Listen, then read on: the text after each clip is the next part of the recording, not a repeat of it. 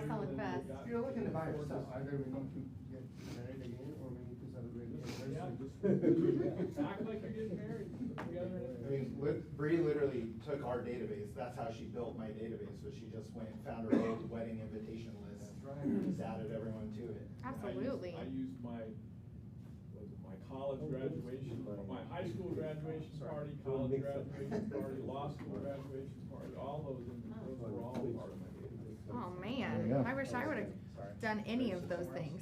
Yeah, be smart. Now it's my high school reunion database. I'm at 20 years this year. That means I'm old, according to him. I have a question. When you guys are driving, let's say someone's driving, you know where I'm going with this. If someone's driving and you're like, you need to make a turn to the left, do you say make a left turn or make a left-hand turn? Or let's reword it. Do you think it's weird to say make a left-hand turn at the light? Yes. That's weird to say left-hand? No. Ooh, see, but now we have, this could be a cultural difference though. Right. Because it's not weird to say left-hand turn. No, I didn't say it was weird, I just said no one says that. It's from antiquity. These are words from antiquity. William's old, let's ask him. Words are not weird, people are weird. Yeah. Back home, we say exactly what you say. Also, this is your dad joke section of the. The sign says left turn okay. That's sweet and sour. Yeah.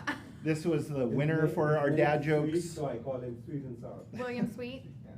So this was our Sweet. winner for dad jokes and a runner-up for dad. All right, so I'll get to Amy in a minute, but we're gonna start. You're gonna hear us talk about this at the beginning of trainings sometimes. Like if you just took Bold, Carrie, you probably saw some of this.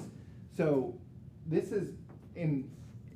I mean, they literally brought this up at Mega Leadership, or not, at Family Reunion. They like still put this in front of us to be like, hey, remember, remember to pay attention is essentially what it is. So there's 4 types of people, right? When you go to a training, you're one of 4 types of people. You can be a prisoner, which is you're here because I made you come here. And I think the only people that fall into that category is probably Adrian. But like no one, you're independent contractors. No one really made you be here.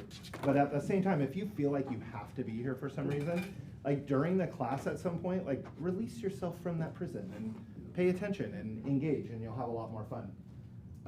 This is my favorite one though, the vacationer. Like who's here just so they don't have to do lead gen? No? Okay. Me. Like who goes to training? Have you ever caught yourself going to a training because you knew then you didn't have to do your other work? Right? Like I've done it before. I'm not gonna. Family Everyone has reunion done is fantastic for that. You're like, oh, I gotta leave for 3 days, guys. Sorry, bye. But if you're that vacationer, again, like maybe come back from your vacation every now and then and pay attention or engage with Amy. The expert, this one's a fun one. This is that know-it-all, right? The person that I know everything, and I'm here to tell you that I know everything. This is actually what's exciting about bringing in people like Amy is that so I've worked in the Sacramento market and I've worked in this market, and they are wildly different things, right? Like there are some major differences that we'll probably point out for you as you go. I did it to Scott a lot. He'd be like, well, on your inspection contingency, like, what's that? Yeah. Anyways. We don't have those anymore. Market's too hot. Yeah, too hot. We do disclosures up front. There's some differences. Yeah. But even the experts can end up learning from people from outside the market, because there's some things we do that I think Sacramento needs to do, and there's a lot Sacramento does that we need to do. And then there's the explorer, and this is where you can kind of move through these throughout the day, but especially the explorer one, like this is where you want to be. Is like you're here to explore and understand and maybe try to learn something new, but then something, especially when you go to the bigger events, you might like sit here and learn 10 things, but if you don't do any of them, then what was the point, right? So if you find yourself writing down 10 things, circle 1 or 2 of them of like, these are the things I'm going to take action on today. That's what the Explorer is about. So for Amy, I met Amy, I don't even know if she knows this, like literally my first week in real estate, I met Amy. Like, I remember. Yeah. I tell a story about group coaching a lot. She was at that one. I was just an agent. Just a little old agent. Just a little old agent. And now she basically runs the region. No. So Amy then she was an agent, she'll tell you about her business, and became a productivity coach for one of the offices in Sacramento. And how many agents are in your coaching program? I'm in 3 offices currently, and I think I have over 150. 150 recount. agents in the coaching program. To put that in perspective, we have 110 agents in our office, right? So she's coaching more agents than we have in our whole office. So she probably has a thing or two that she can teach us. I think that's all I have. Are you good enough? That's a wonderful Oh, there you go. introduction. I really appreciate that. You got twice as much as Scott got. So I'm there going you to go. tell him next time I see him. That's fine, I'll tell him. All right, everybody, thank you so much for coming and seeing me today. I really appreciate it. My name is Amy Tremayne.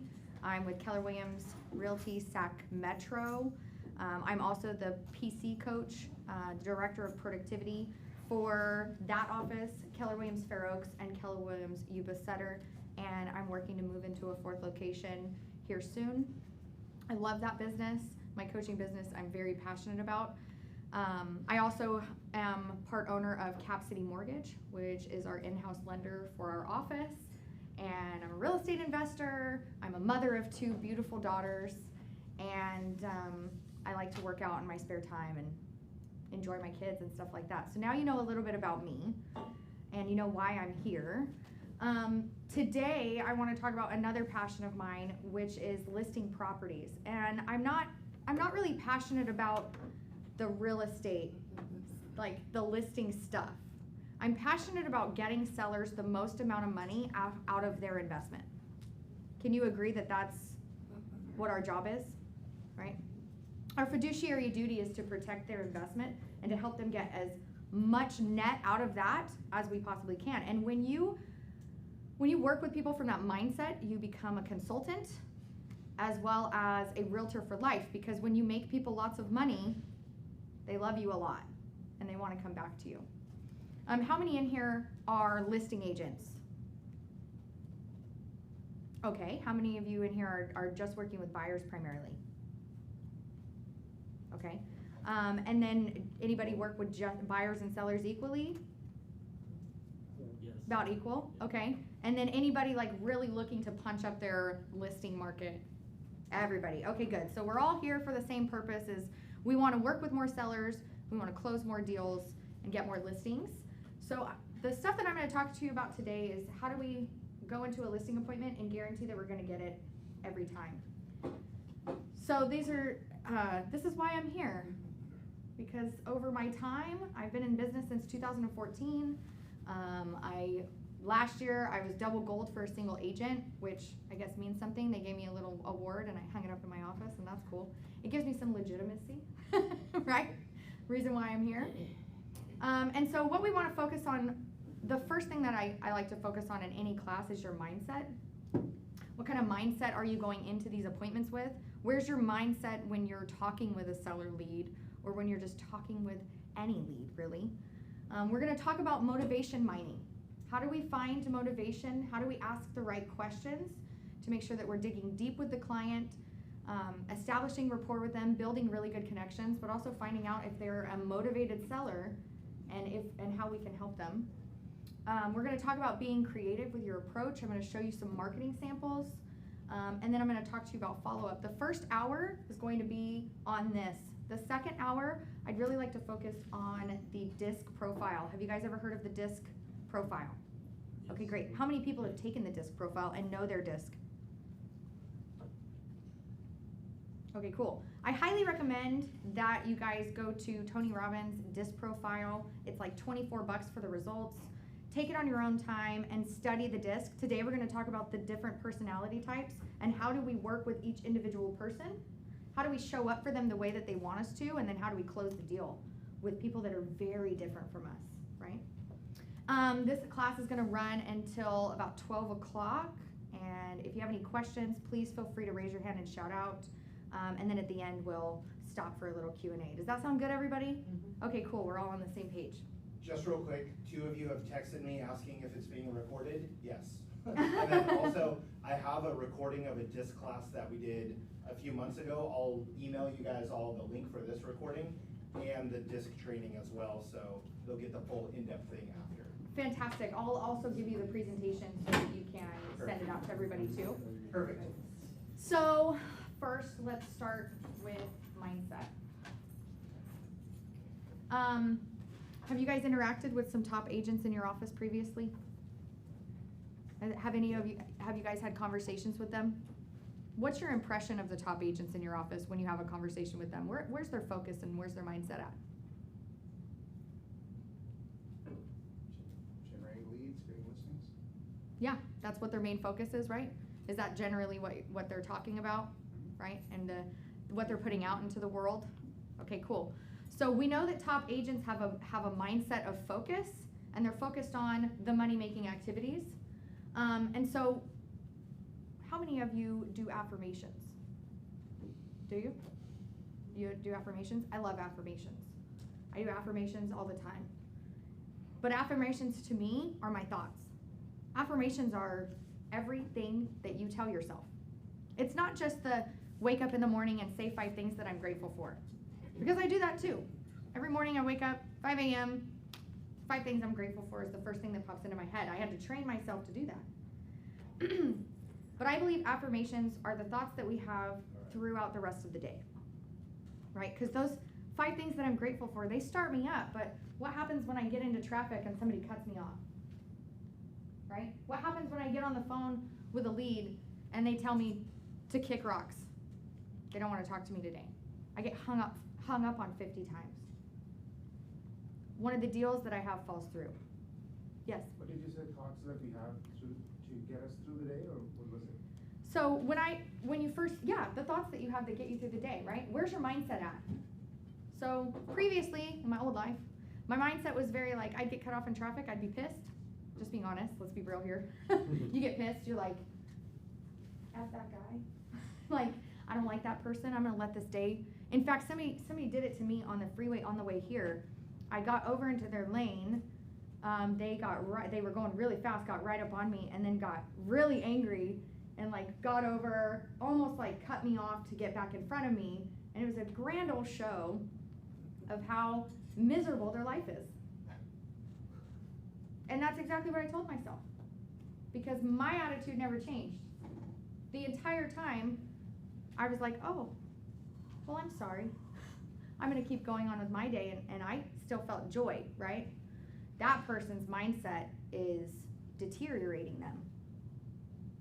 They're doing things with their mind is making them do dangerous actions because they're letting their anger and their fear overtake them, right?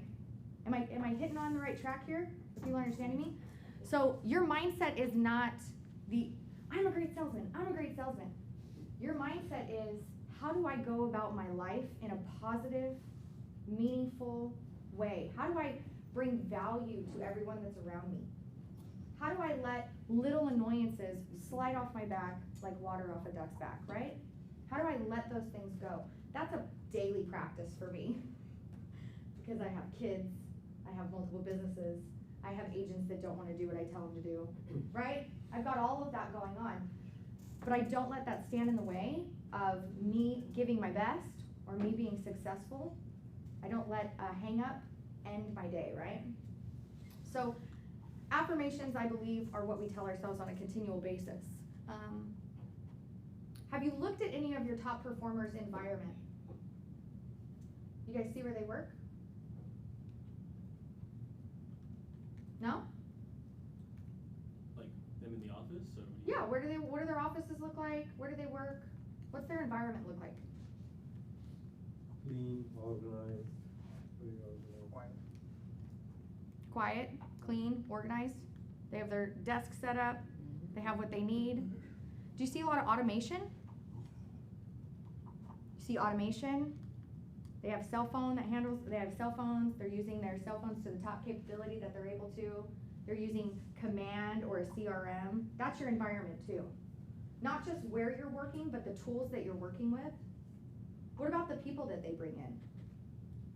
Do you think they're particular about the people that they bring into their inner circle, the people they hire onto their team? Yeah. Yes. Absolutely. Do you think that they're particular about the people that they don't hire but they choose to work with when they go through a real estate transaction?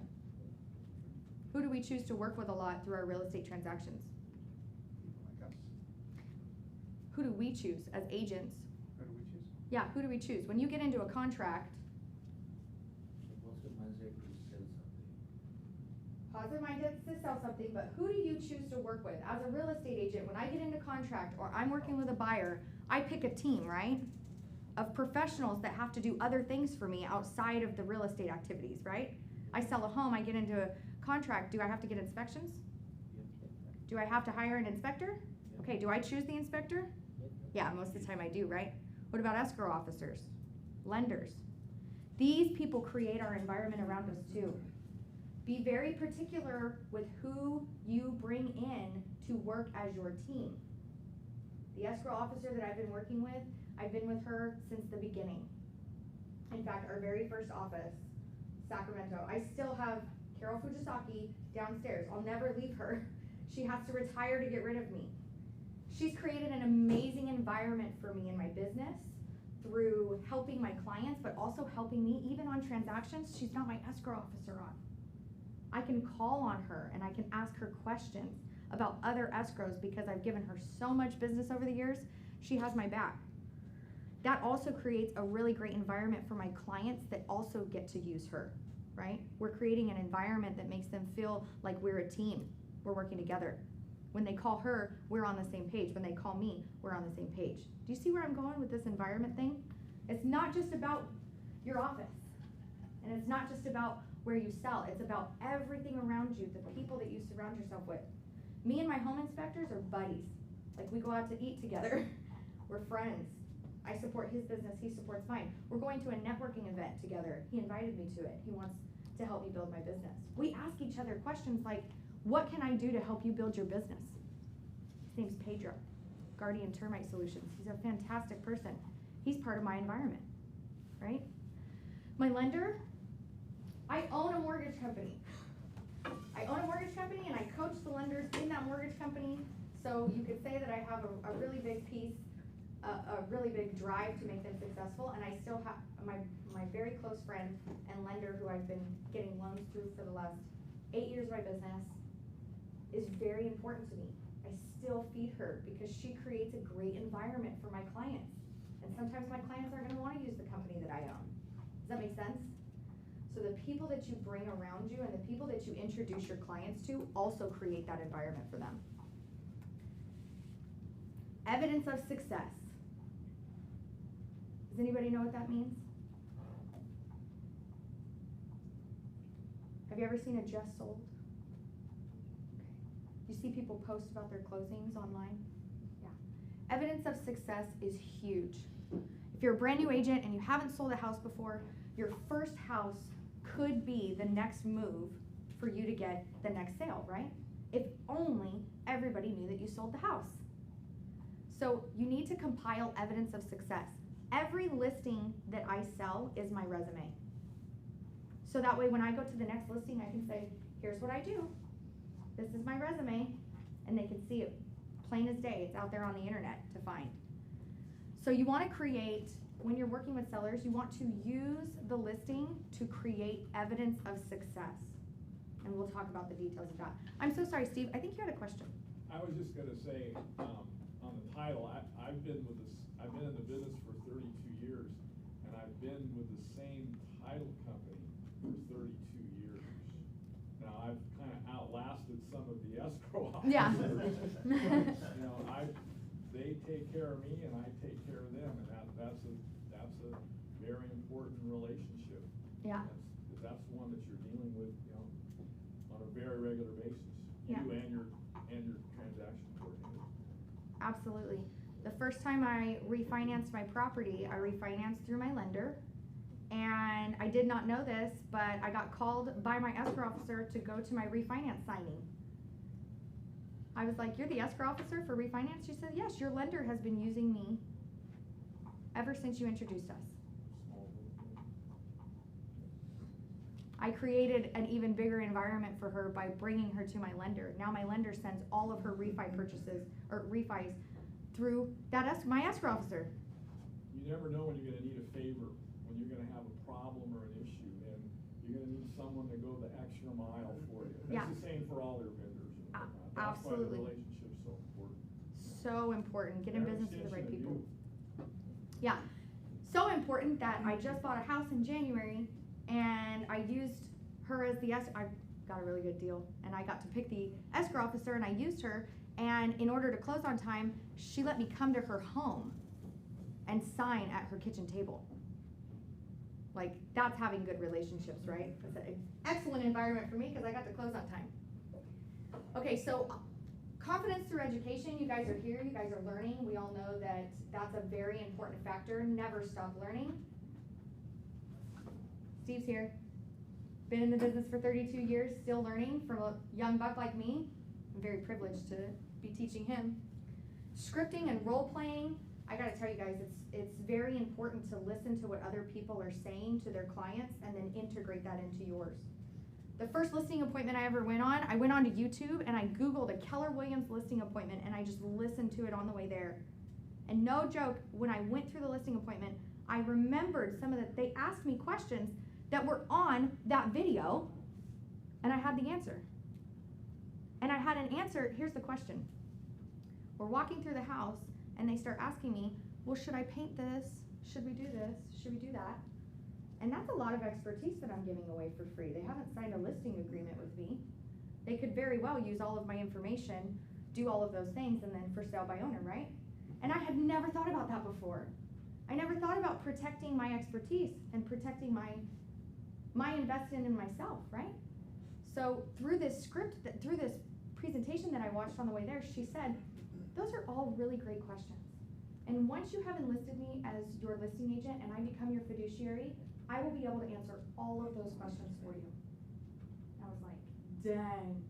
And I've used that at almost every listing appointment that I've ever gone on because I want to make sure that I get the listing, right? They need to make sure that my information is privileged. And you only get that when you sign a listing agreement with me. So there are so many scripts out there. Don't just look for the script books that Keller Williams gives you. Get out, find people like Ricky Caruth, fantastic. Circle dials, great candor with people, great at speaking. I listen to him a lot. And then I role play those with myself in the mirror or with a friend. Practice using those on my clients, very important. And consistency. Consistency is key. All top performers are consistent in their actions. So first things first, we want to find motivated sellers, right? Because I don't know about you guys, but does it cost you money to put a house on the market? How much money do you think it costs you average around here to put a house on the market? Just to get it listed? 700. Okay, yeah. Like Sacramento, it's about $500 for me to get a property listed. I gotta put a sign in the yard. I gotta get a lockbox on there. By the way, I have time. My time is money. My gas is expensive, guys. I don't know how it is out here, but it's crazy. And I didn't get a Tesla in time. I'm driving a Lexus, and it takes premium. And it takes premium. So if I have to drive to the house a couple times, I gotta account for that too, right? So I don't test the market. I don't let sellers test the market with my dollar either. So I'm looking for motivated sellers. Motivated and reasonable sellers are my favorite. They're the people that listen to me when I talk to them about pricing it low to make sure that we get multiple offers. They're the people that listen to me when I say, you gotta leave for the weekend so I can have the property vacant so I can show it all weekend long. They're the people that listen because they're motivated, they're reasonable, they need to go somewhere, right? So how do we find those people? Motivated and not reasonable, I will definitely meet with these people, but I'm very particular about my contract with them.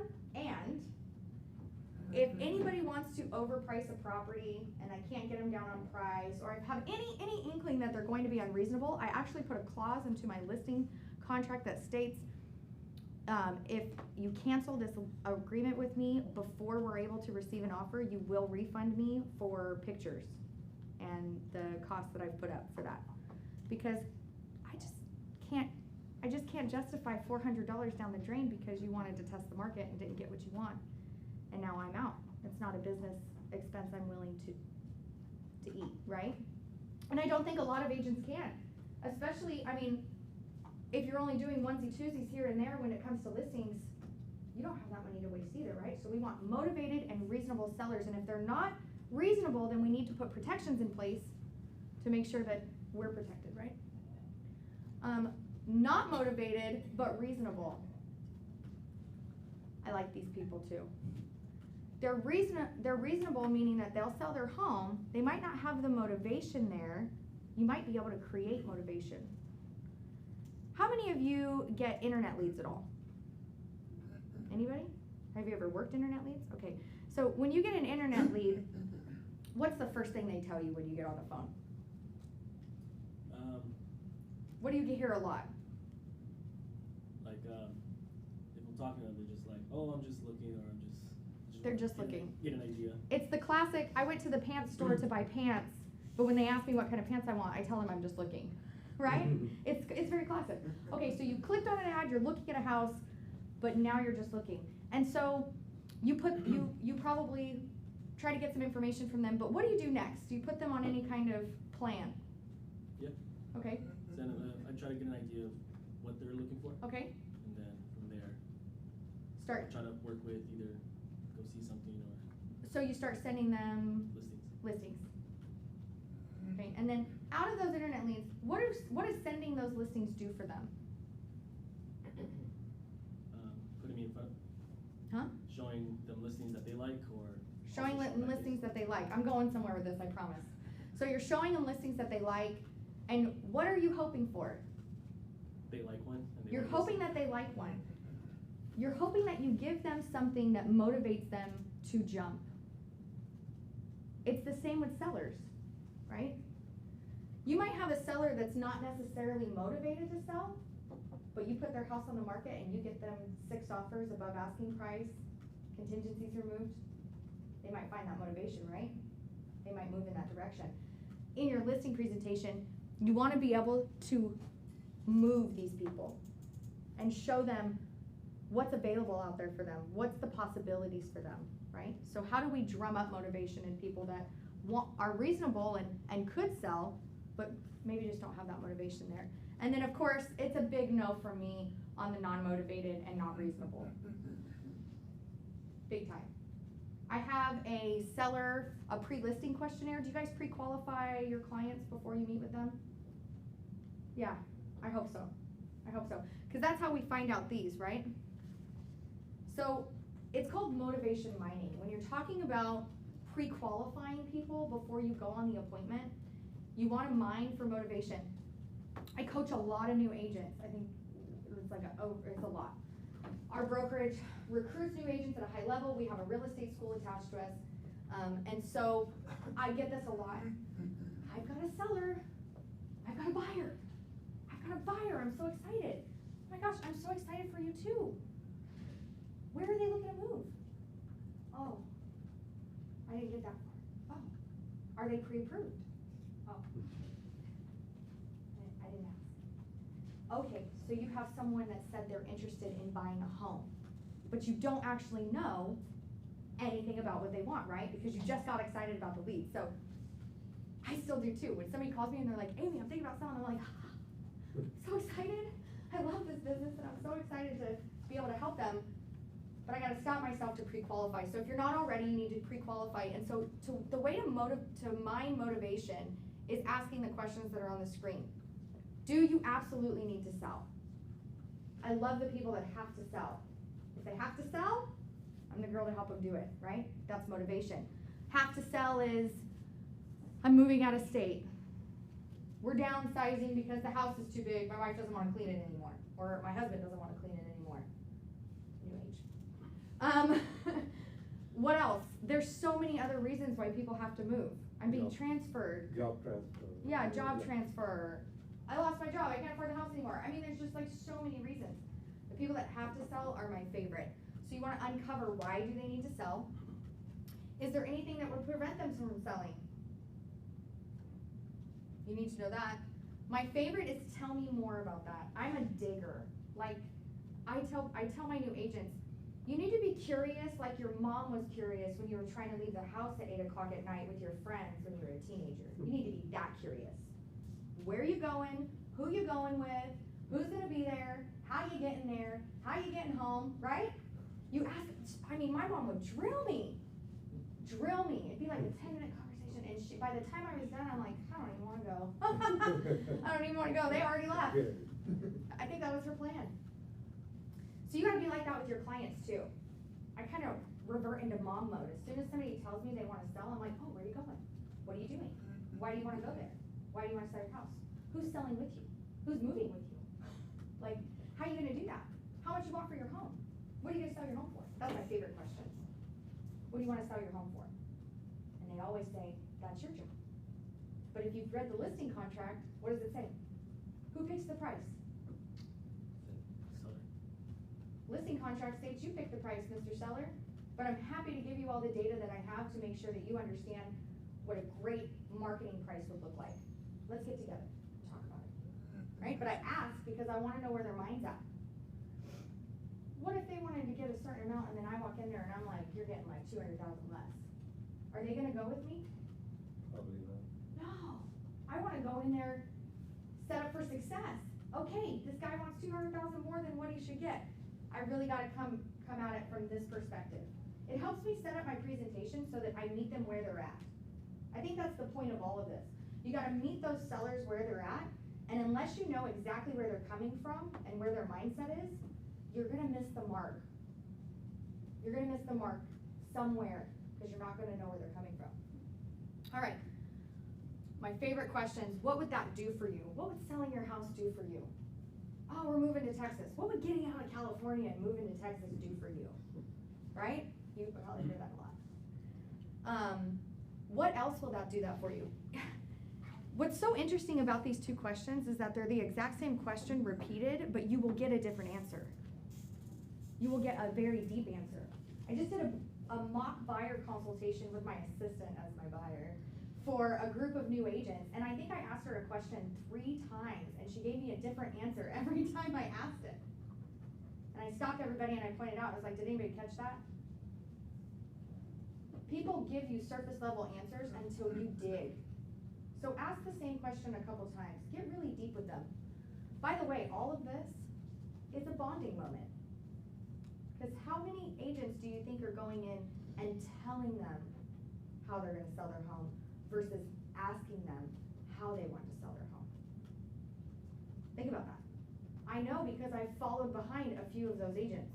They've got really fancy presentations, all about how many homes that they've sold, and then I come in and I make it all about the seller. And I have no fancy presentation. I just ask a lot of really deep and great questions and help cultivate an environment that they feel like they're being consulted versus being sold. When we sell this house, where are you gonna go next? I think we covered that. What's important about the move? Whoa. And what would it look like if you couldn't make that move? That's my favorite question because that will really tell you that underlying motivation. What would it look like if you couldn't move?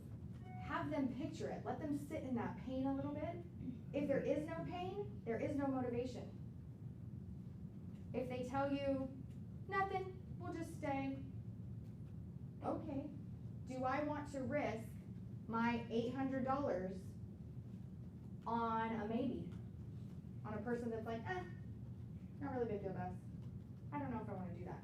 I want to mine a little bit more, find some more information about that. How will that make you feel? I ask how people feel so much more now than I ever have before. And when we get into the disc profiles, you'll understand why that's funny.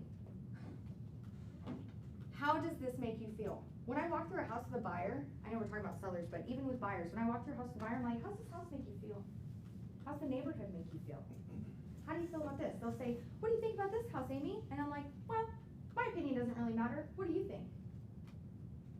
When I first started out, I was very opinionated. Very like, this is what I think about the house. My family's in construction. I watched homes get built from the ground up. One of my brothers is a welder. My other brother's a contractor. My parents built homes. I was involved in all of it. I actually have a reason to be opinionated about homes. And I keep my mouth shut because it really doesn't matter what I think. It only matters what they think and how they feel about the situation. What do you think when you see a home sitting on the market month after month after month? This is important for them to get in touch with pricing. so that you can explain to them what's going on when a home is sitting on the market month after month. What do they think about that? They probably think the same thing that everybody else thinks.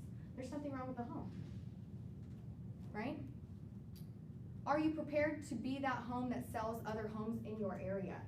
Can anybody tell me what this might mean?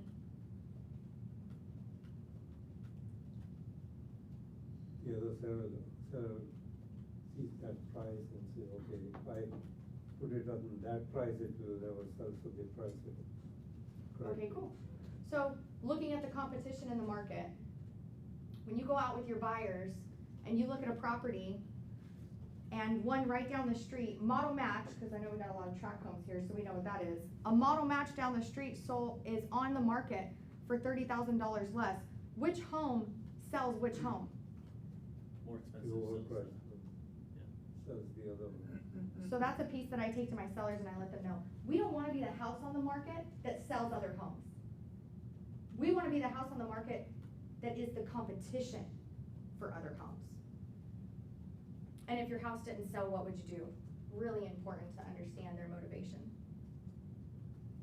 Any questions about motivation? Okay, cool. So let's talk about being a little bit more creative with our approach.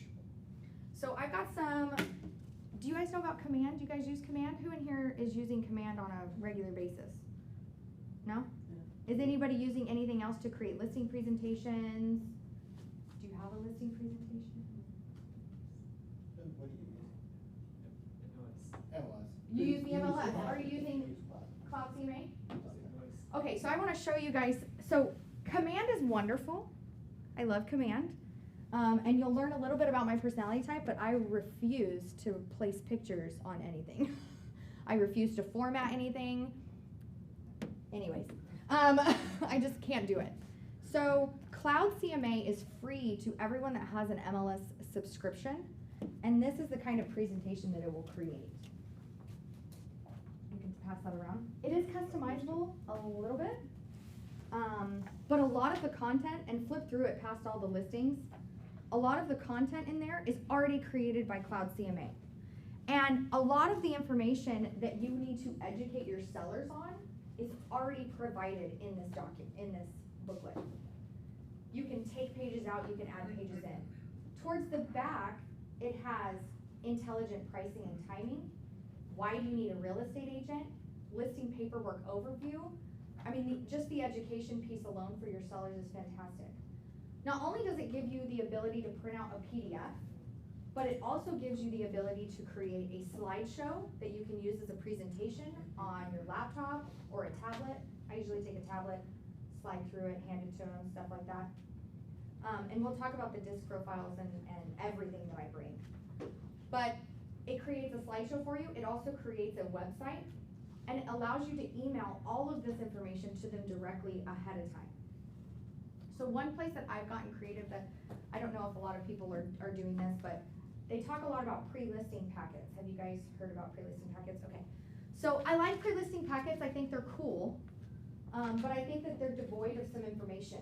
I think it's very surface level. And I started to think about the way that my mind works and the way that I make decisions. And I used to be an impulse buyer. Is anybody else an impulse buyer? They make decisions like that? Okay. Has it gotten you into trouble? Yeah. It's gotten me into trouble. I used to be like, oh, I'm super decisive. And I loved that about myself. And then I had some hard hits. And I was like, maybe you don't need to be so decisive. Maybe you need to learn how to sleep on it. So now I do that. Did you know that when you go to sleep, your brain turns all of your short-term memories into long-term memories? And it stores it. And then the next day, you wake up and you have all this room to create short-term memories for the day.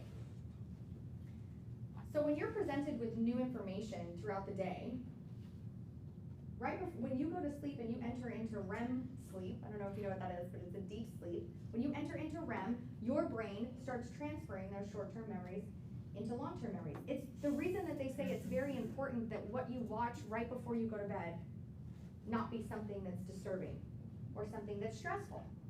That's why they say turn off your electronics 30 minutes before you go to bed. Don't get on Facebook, don't watch the news, read something inspirational, pray, what have you. It's because whatever you read the last 30 minutes is definitely going to be logged in as a very impressionable long-term memory to you. Okay, it's the same with listing information. Can you imagine never having sold a house in your entire life? And now you're sitting with a sales professional and they're downloading 7 years of 32 years of expertise onto you in an hour's time. You're not only looking at comps in the area, you're looking at multiple comps. I mean, I've got like 6 or 7 comps in there. So we're breezing through comps, breezing through my marketing strategy, breezing through internet knowledge. I mean, I'm just inundating them with new information. And then I ask them to sign a listing agreement that says I'm going to help them sell the largest asset that they will ever own in their entire life. How do you think they feel doing that right then and there? And what do you think you get when you've just presented them with all this brand new information? Resistance. What do you think they say? We're going to sleep on it. Yeah, We're going to discuss this together and then we're going to sleep on it. I will think about it. I need to think about it. Of course they would. Of course they would. So I cut that out because I was like, this is literally hindering me from signing a listing in the moment.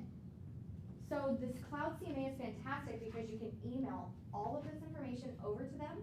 They get the PDF, they get the slideshow, they get whatever, what have you. So if they're paper people, they've got a PDF to read. If they're slideshow people, they got a slideshow to look at. And they can look at that information. Sometimes I like to send it to them 72 to 48 hours ahead of time. And I tell them, before your appointment, I'm going to send you over a lot of really important information. It's going to have all of the comps that we're going to go over, as well as a lot of education pieces that you can read through. So that way when we meet for our appointment, you're going to feel more confident in my abilities to sell your home and the current real estate market. And you're also going to feel more confident about the listing paperwork. And you're going to feel more confident signing with me as your agent on that day. Our appointment's going to be much shorter for you. All in all, this is a benefit to you to look through this information. Will you please take some time to do that for me before we meet? And almost every time they do. Almost every time they do. And when I sit down in front of them, I say, so what did you think about the information?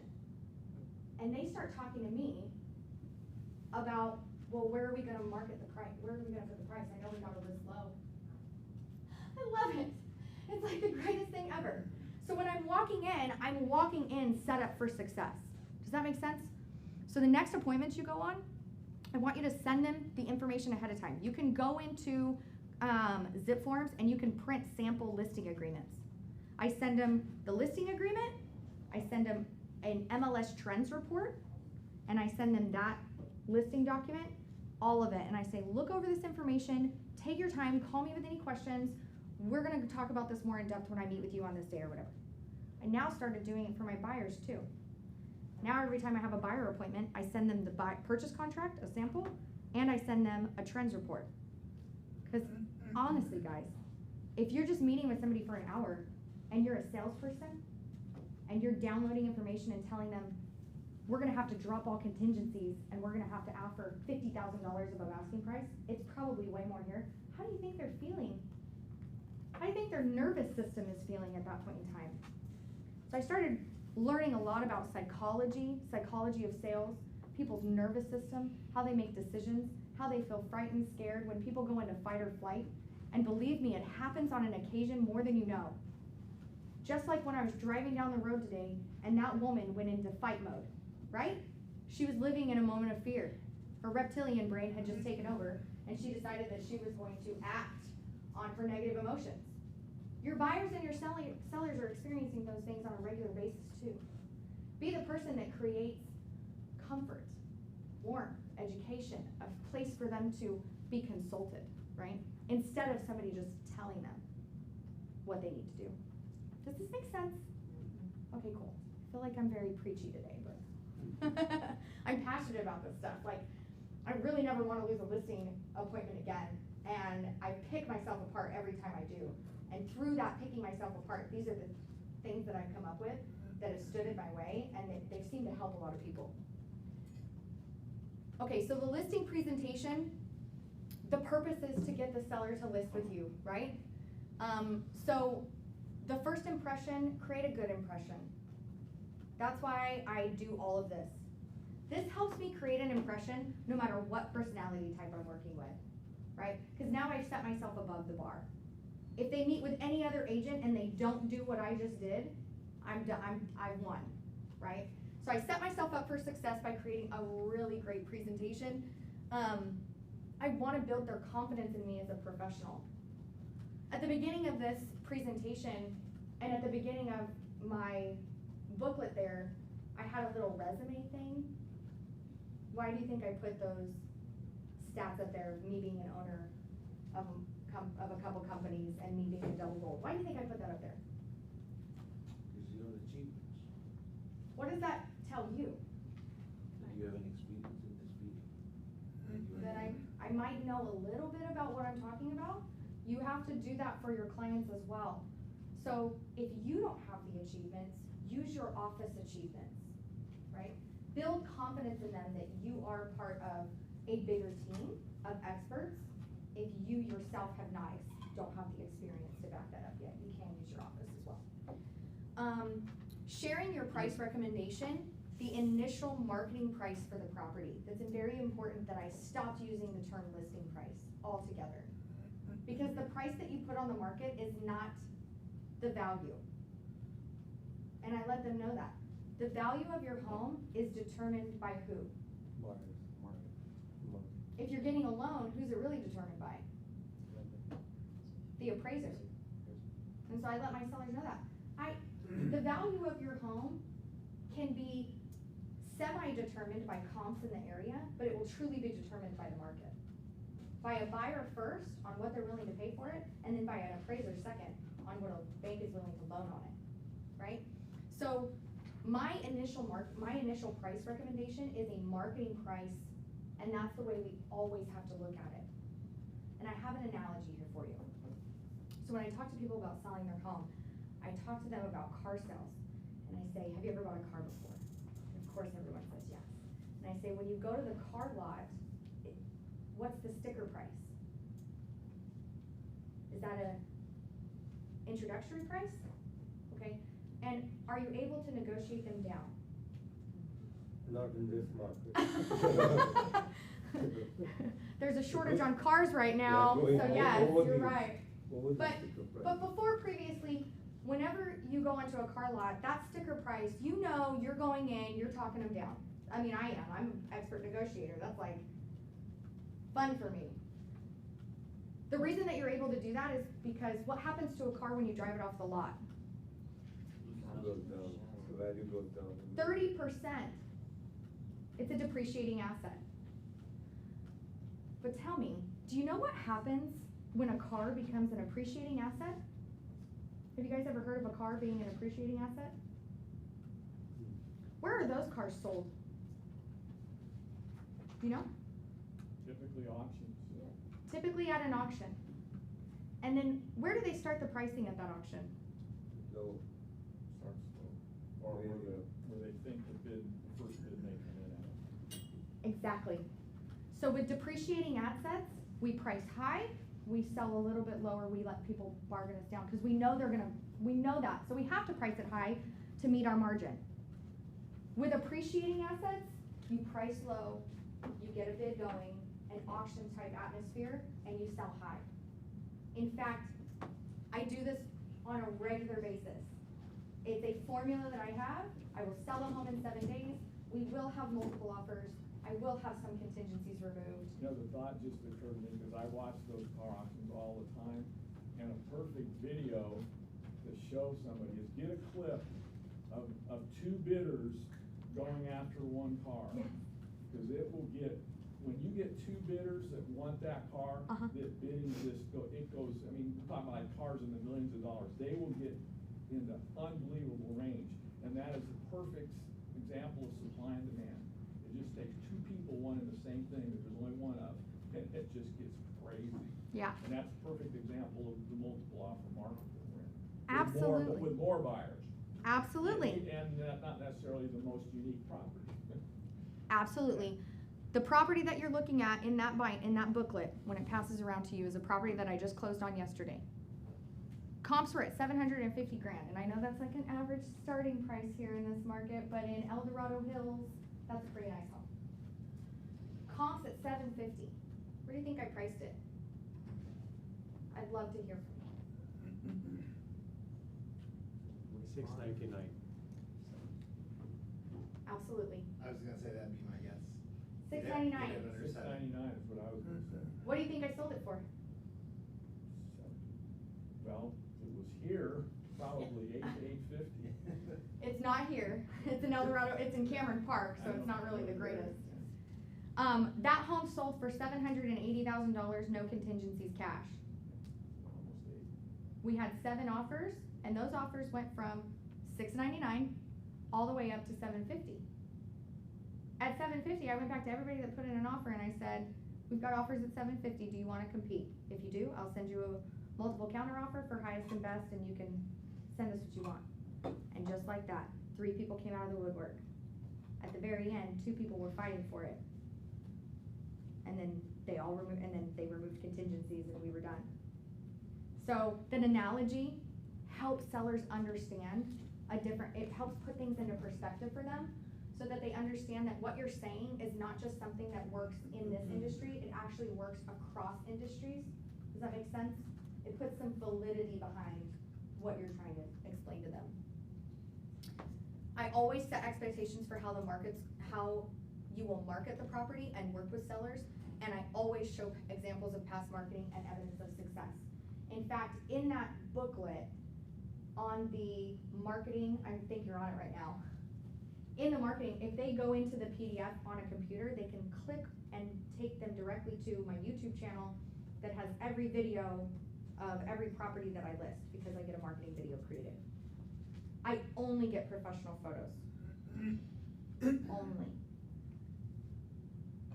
If you are taking cell phone pictures of any listing, I don't care if it's a tear down, you are losing money for your client. It's not the way a fiduciary should act. And so I'm very adamant about that. I have agents in my coaching program show up with a listing with cell phone pictures, and we will take it down, and you will go and you will pick a photographer. I don't care if you get a cheap one, and you will put professional photography up there, because it's your resume. How do you take a listing with cell phone pictures to the next seller and say, "This is what I do," and expect them to want to use you? You can't if I show up. And that's important to know. I can't count. There's several people in this room, and you're all working in the same market. There's a potential that each of you could go to on a listing appointment for the same seller, and one of you has this stuff buttoned up, and one of you doesn't. And the person that has it buttoned up is the one that will win. And that's how I consistently think about even when my parents asked me to list their property, I showed up. I showed up, I showed out. I dressed the part, I walked in, I had a listing presentation with them. My best friend, same thing. She said, "Amy, we don't have to do this." I said, "Yes, I do. Yes, I do, because this is my resume to you. How would you treat me if I just showed up and said, 'Yeah, I'll just slap some pictures on the internet and see what happens'?"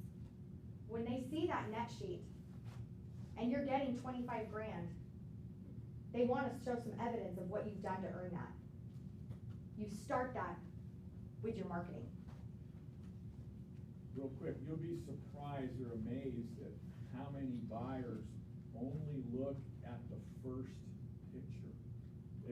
Literally, your views will drop off from picture 1 to 2 by more than 50%. Yeah. And I'm telling you, that's real-time stats. It's amazing. Oh, it's real. That first picture's gotta be a knockout. You gotta get them to wanna look at the second one, because so many people just blow right by it. They don't like what they see in the first picture. Yeah. Sometimes you can't do anything about what the house looks like, but you gotta present it as well as possible. Make sure that picture is, and sometimes that's why you see agents don't put the house for number 1. They put like the remodeled kitchen. Exactly. To grab Yeah. their attention, Yeah. to get them to number 2, because you'd be amazed at how many people just don't click to number 2. To go back to what you said at the beginning about creating an environment around your clients, Mhm. right? So your mindset, translates to their mindset, your Yeah. environment translates to theirs. You had mentioned, or maybe you didn't mention it, I just translated it into like, if we're using like the cheapest transaction coordinator, Yeah, and then if we're using the cheapest photographer or showing Yeah. up with cell phone photos, it's like, okay, you're already creating not a great environment. Mhm. And then when someone else comes along and says, well, this is my environment, that's when you run into trouble. I thought that was interesting. You have to create a world around you that is big enough to encompass enough people to build the business that will fund the life of your dreams. Does that make sense? Say it again. I like it. You have to create a world big enough to fit as many people as possible in it to create the business that will give you the life. What's the bold? Life by design. What I mean by that is, if my world is so small and I meet people that say, your world is too small for me, they won't do business with me. They won't let me coach them. They won't let me sell their home. They won't let them buy. My world has to be so big that even Steve believes in me and my abilities. Even somebody who has done more than me. Does that make sense? I say it about I hired an admin. Oh, she's talent. She's getting licensed. She's taking her test on Friday. My world had to get bigger to keep her in it. Because she's too talented. She knows too much. So you're out here in Fremont, you're working with Google, you're working with Facebook, you're working with people that know about this stuff. Your world has to be bigger than them. You have to know about what they know about. If they know more than you, your world's not big enough to encompass them. I hope that all made sense. It was very wordy. So I talked a little bit about this, but this is how you deliver on value. Professional photos every time. Deadline for offers, it's a must. Price it really low and stick a deadline on there for Monday at 5 p.m. The first offer is not the best offer. I had a coaching client who was selling his own house. He put a sign in the yard and put it on the market, and day one, a guy pulled up and said, I'll pay you cash right now, list price. And he took it. Against what I told him to do. I said, you need to wait through the weekend and collect offers and review on Monday. And he didn't. And the very next day, somebody submitted an offer for $65,000 more. And his wife made him sleep on the couch. Don't do it. Don't do it to your sellers. And I know that we get really excited. Oh my gosh, we have this offer and the expiration is this evening. You have all the leverage in this market. As long as you're priced low, you have all the leverage in this market. Let it ride. If they want the house, they'll stick around. Just real quick, they don't do what she's saying to do all over the country. So be real careful when you're referring clients to agents in other parts of the country that are selling properties, because they may not be doing the same things you do here. Oh, absolutely. So you need to make them work, because I see Keller Williams agents bragging about selling houses in 1 and 2 days. Breaks my heart. It just drives me crazy because they don't get it. They don't get what they're leaving money on the table. Yeah. Yeah, I am a big fan of not telling other agents how to run their business in other states. Yeah. So when I send a referral out, I ask a lot of questions. I dig with that agent to find out what kind of person they are, what's their business like. Hey, how do you run listings out there? What's the market like? How quickly do you sell homes? I ask questions like that, not in a way of like drilling them, but being curious about them. I want to learn from you. I can learn from you, and that opens up a really great dialogue. And then you can learn if they're the agent that sells homes in 1 day, or if they're doing something different, right? If they're strategic. See, in a lot of areas, they don't know what it is to do a seller multiple counteroffer. Yeah. They've never heard of that. They don't have the form. That concept is foreign to them. Right. You know, it's like you go to like family and stuff, and they go, wait a minute, what are you talking about? Yeah, I don't ever get into. We have to explain to them because they don't know that. They don't do that. Yeah, absolutely. The seller net is the #1 priority. Don't negotiate away their equity. Learn to play hardball. very important. There's actually a book by a man named Chris Voss. It's called Never Split the Difference. Chris Voss was a CIA hostage negotiator turned business. I think he went to Harvard and started teaching a business class for business negotiations. That book is fantastic, and it taught me a lot of strategies that I currently use, including no is a full sentence and a perfectly acceptable answer. When repair requests come through on my properties, it's a big no from me and from my seller. And if they really want it, they'll negotiate with me. And if they don't, they'll send me a contingency removal, if they even had one to begin with.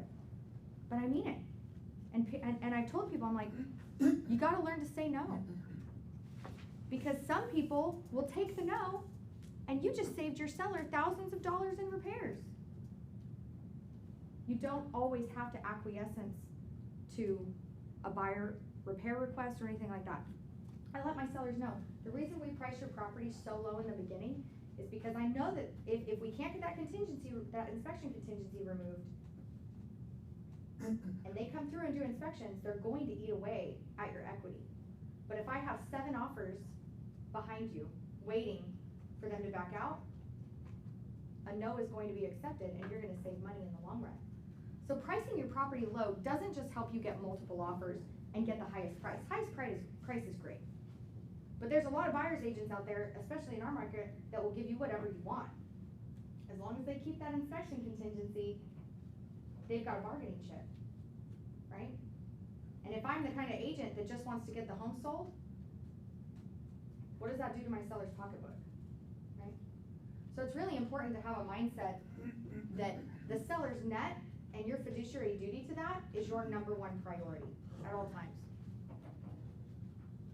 I want to say another thing about that. Learning how to play hardball is not being an a-hole. And Chris Voss taught me that through that book. You can be kind, you can be stern at the very same time. It's totally okay. I have relationships with agents where I have negotiated them and their buyer into the ground, and we still go out and get beers. It's not a problem, right? So that's something that I had to learn. Because when I was first coming into this, I was like, I feel like an a-hole. Well, maybe that's because the emotions that I was having about playing hardball with somebody was making me kind of act like an a-hole. So I learned how to take a step back and take my emotions out of it and say, hey man, this isn't my money. This is my seller's money. I'm not saying no. My seller's saying no. We're not able to do that. And it completely changed everything. It changed the relationships that I was having with other agents, and it helped me keep more money in my seller's pocket. And I think that's a win-win. Now, when I'm working for the buyer, I do the same for them. I'm hardball. We're going after all repairs. We're getting you credits. We're going after it. That's my job, right? So the seller's net is #1 priority. Buyer getting everything that they want is my #1 priority. My relationship with the agent is also a priority. And the way that I make sure that that stays intact is just by being respectful and kind and positive with every interaction. Even a no can be kind and positive. Does that make sense? Okay. Offers are not confidential. It's the silliest thing I've ever heard of an agent having multiple offers on the deck and telling nobody what the offers are. I just called an agent yesterday and he said, I'm sorry, I can't tell you. I have 2 offers. I said, well, we want to write an offer. Where are you at? Where do we need to be? How do we come in and compete? I'm not allowed to tell you that. Okay, so if I come in at list price, then I'm not going to be able to compete. I need to know where did I come in at to even get, so you want me to, I don't want to waste time. I said that, I don't want to waste my time writing an offer at list price where my clients want to be. Like, where are your offers at? Because right now it sounds like they're under list because you won't tell me where they're at. And so then he started to divulge. So I'm even kind of hard when it comes to like getting information from agents. When you call me on my listing, I'll tell you exactly how many offers I have, what the contingencies are, what the lending is, everything. Why? Because it gives you a clear understanding of where you need to be. And if you can't beat that, then there's no reason for you to waste yours and your client's time. Go out and find another house. I think that's a bigger service to my fellow agents than I give even coaching them. It's just getting them off the hook. I love it when I've got a buyer that looks at a property that's out of their budget, and I call the agent and they say, hey man, we got offers way up to here. Thank you. Call my buyer back, I'm like, bro, they got offers way up to here. And they're like, all right, never mind. Gets me out of showing a property that they were never gonna be able to buy in the first place. How many of you have shown a property, written an offer, and never even gotten a response from the agent? Because your offer was just too low. That's what I don't want to do with my time. I run a business. I'm not just about writing offers, I'm about buying homes. Over communicate and explain the whys of what you're doing. People don't want to be told what's going on without an explanation. Sometimes you need to explain why you're going about things the way that you're going about things. Well, why do we need to hold off offers until the weekend when we have 3 offers on the deck? Well, here's why, right? I don't like to be asked why by my clients. So I freely offer up that information ahead of time. Every time a decision is made, or I'm telling them that we're not gonna do something, or hey, we're not gonna, even my buyers, hey, you know what, we're not gonna be able to go look at that house. Why? Here's why, right? I over communicate next steps. Every single phone conversation that I have that ends with my clients, I say, okay, great, I'm so glad we're on the same page. Here's the next steps. Here's what's happening to you next. It prevents them from calling me. No joke. I get less phone calls from my clients because I explain why I'm doing the things that I'm doing ahead of time, and then I tell them the next steps. And then give them time to process. That's what I was talking about when I said, give them the information ahead of time. Give them time to process what they need to process. So the real treasure's in the follow-up. I'm gonna spend a little bit of time on this, and then we're gonna move right into the disc. Does that sound okay? Okay, great. So call consistency, offer value. I have been dodged, dipped, dived, ducked, and dodged by all of my clients on a regular basis. I have followed up with I sold this client a home, sold her cousin a home, talked to her mom about listing a home, followed up with her for 2 years, no answer. 2 years. Phone calls, text message, no answer, no answer, no answer, no answer. About 2.5 years after all of that, she finally calls me and she's like, Amy, I'm so sorry I haven't been answering your calls. I'm just so busy all the time, but we're ready to sell the house. Thank you so much for following up this entire time. I will never not follow up again in my life. The listing I just had, I hadn't signed the listing yet. We held off on that, but they had some work to do on the house. So I said, that's okay, you guys are committed to me? Yeah, we are. Okay, good. Well, we'll sign the listing when time comes. I don't like to do that all the time, but with these people I did. It just felt right. And then they didn't answer my phone call for 3 weeks. Where do you think my mind went? I was tripping.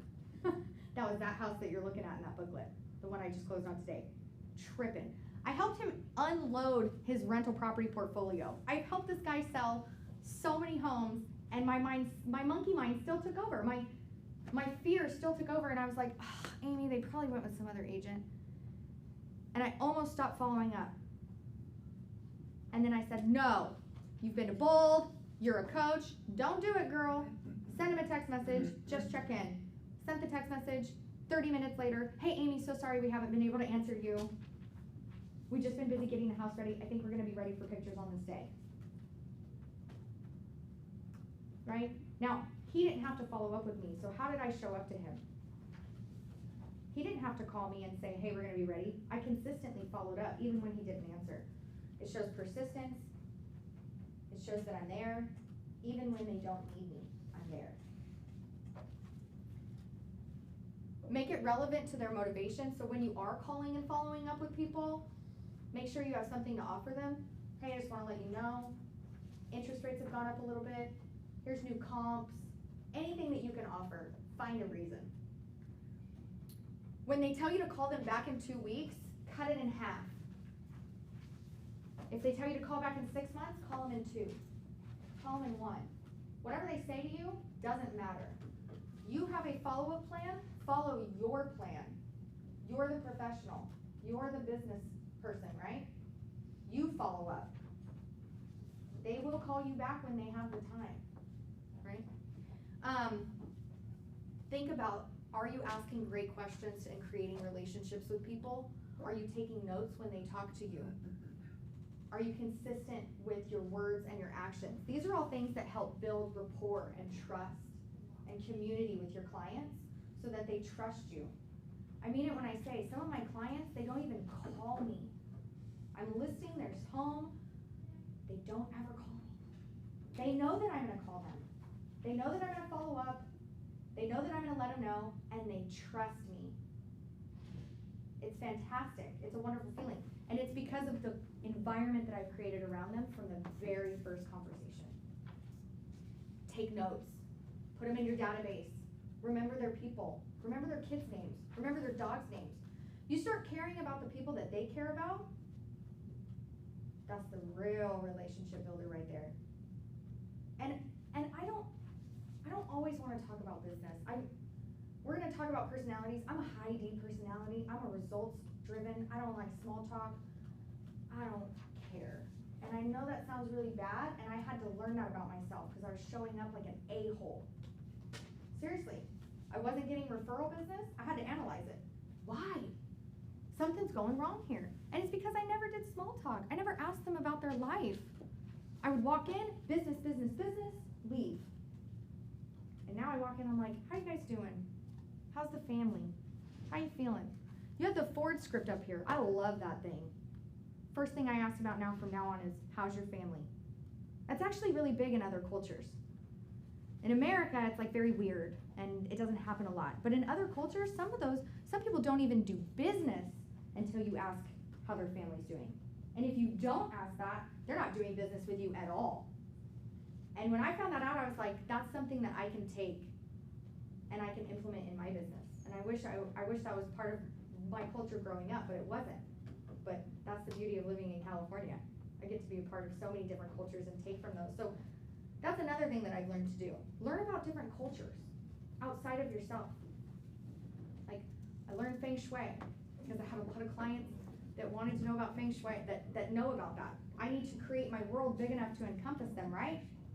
If my world is just my tiny little Amy world, I can't fit those clients in. I want to fit them in. I want to work with them and make them feel valued. Okay, so that's a little bit. Every conversation counts. Make sure that you're remembering that. Every time you talk with somebody, every interaction that you have with them is an impression that you're leaving with them. Don't be so caught up in what's going on with you that you forget that you have an impact on the people around you. And then set up smart plans in command. Tech makes life so much easier when I have follow-up. Do you guys use smart plans? You have automatic settings for you to remember to follow up with people, educational emails and things like that. Keller Williams Smart Plan Library is extensive. There's so many agents out there that have already done all the work for you.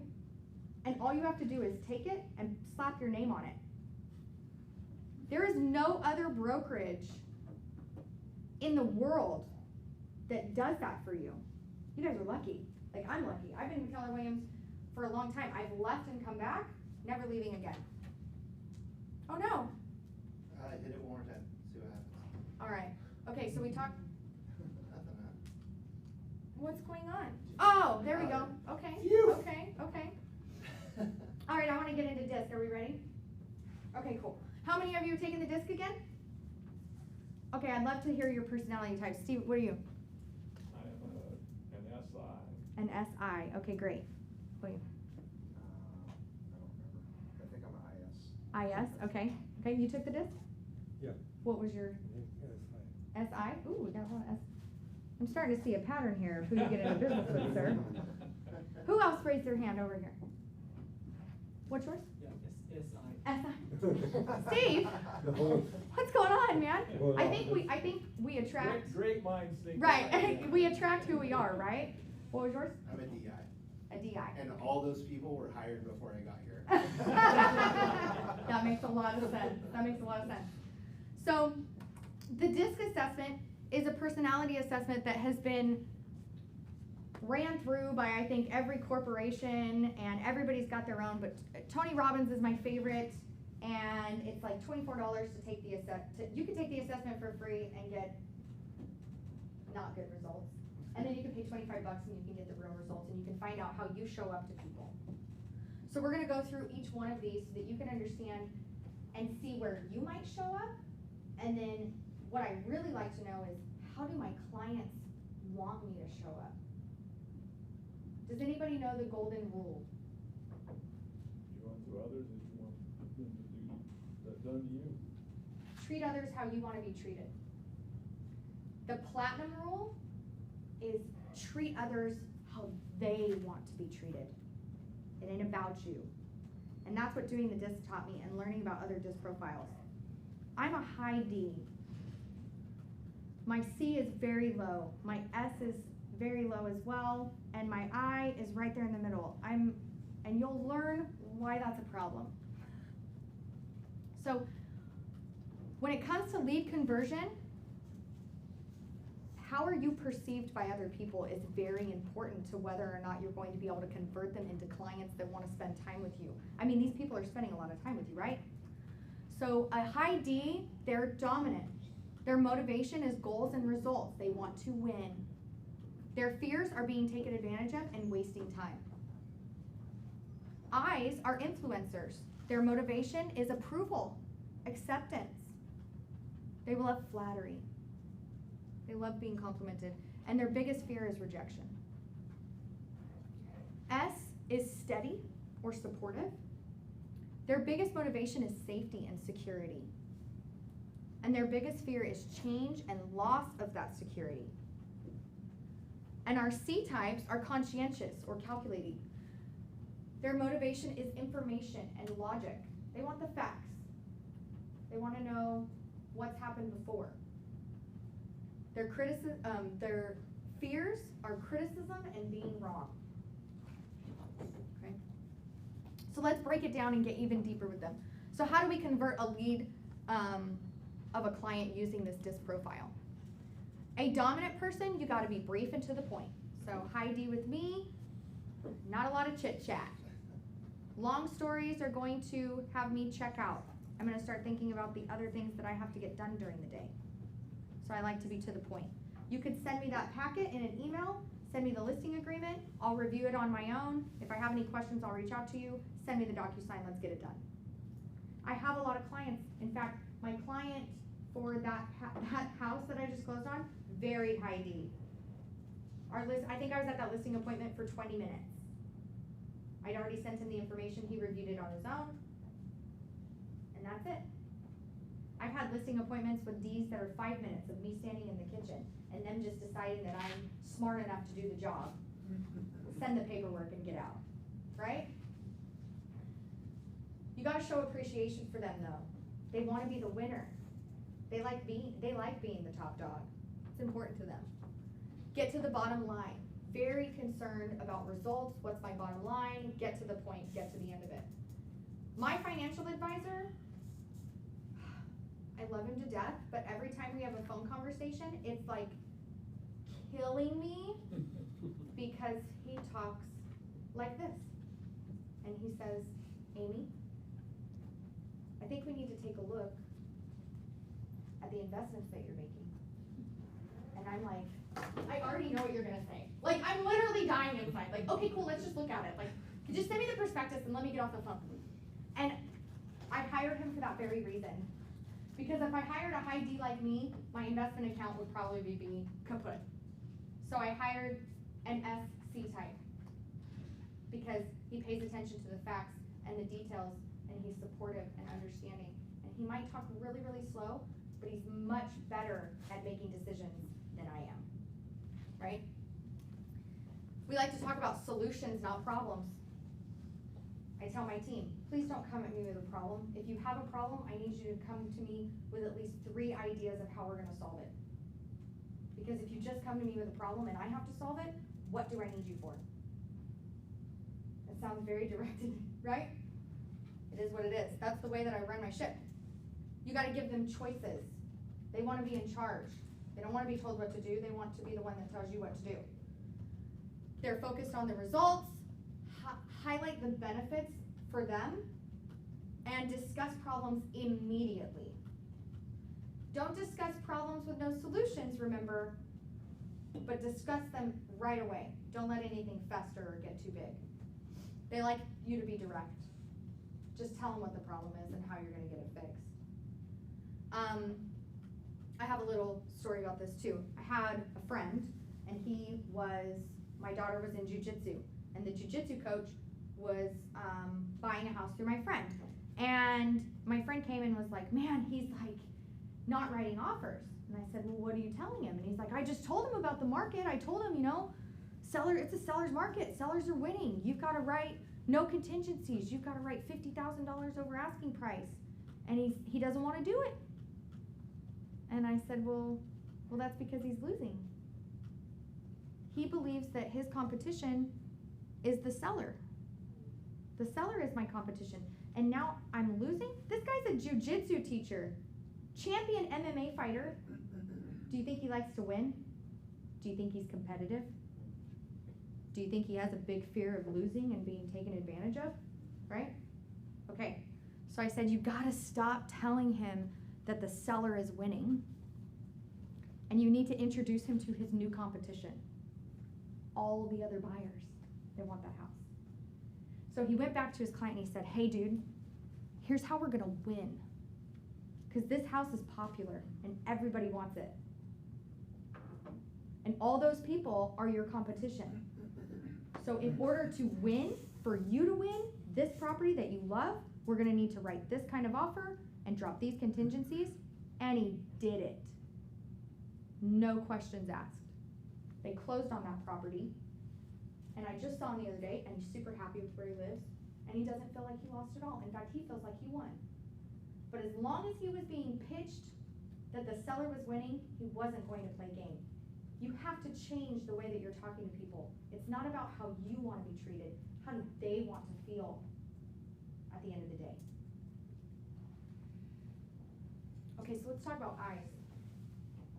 Eyes are influencers. They love to talk about themselves and their ideas and their dog and their grandma and what lipstick they wear and what clothes they wear and their birthday's coming up and they're going on this vacation and their sister this and their brother that, and they don't really like that neighbor very much because they said this to them. Very, very interested in people. High Ds are about tasks, getting the job done. They don't care about people. High Is, they're relationship based. They care about what you think. They want to be included in the conversation. They want you to ask them questions about them.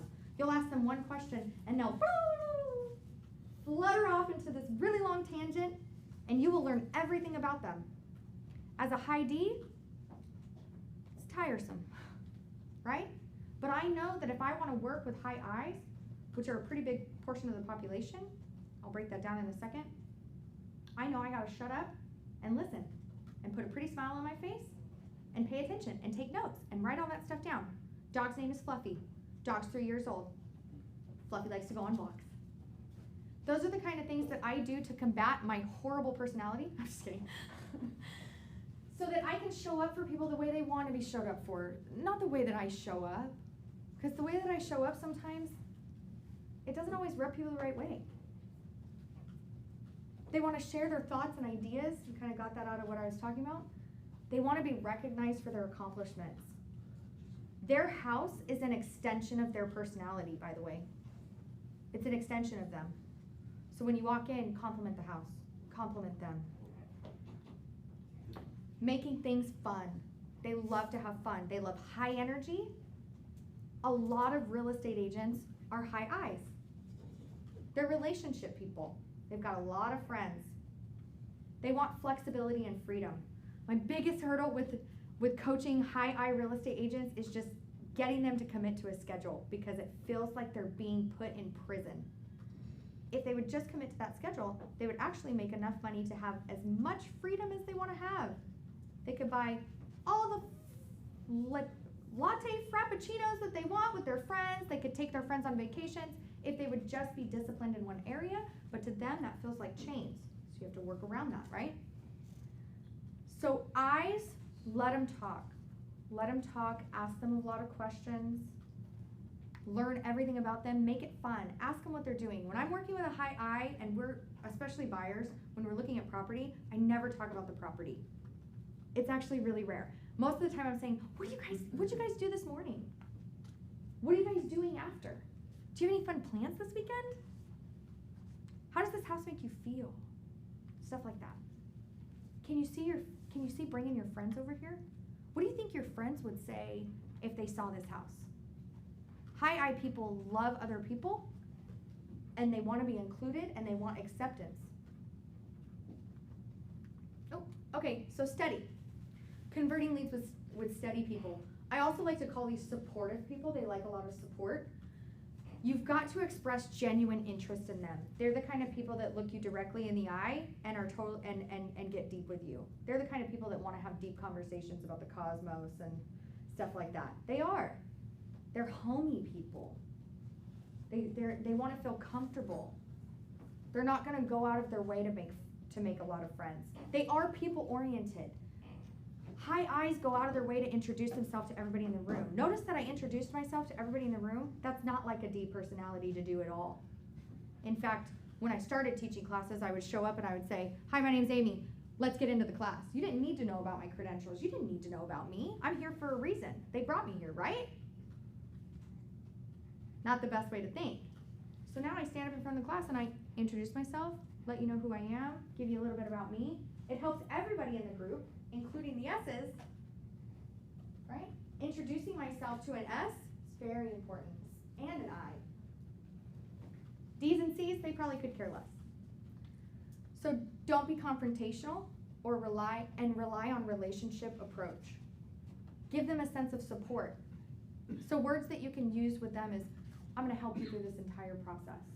I have a team of professionals that I've been working with for a long period of time. They know how I work, I know how they work, they're trusted, and I trust them with you. And you can trust our team to get the job done. Things like that.